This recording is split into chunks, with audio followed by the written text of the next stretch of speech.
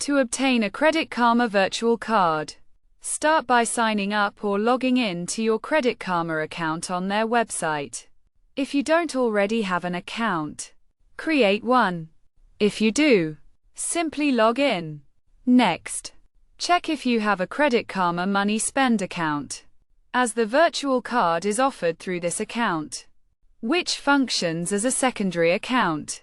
If you don't have this type of account, you'll need to sign up for it. To do so, navigate to the Money section on the Credit Karma app or website and follow the prompts to open a Credit Karma Money Spend account, providing your personal details and linking an external bank account if required. Once your account is approved, you'll immediately gain access to a virtual card through the app. You can find your virtual card information in the Card Details section within the Money tab.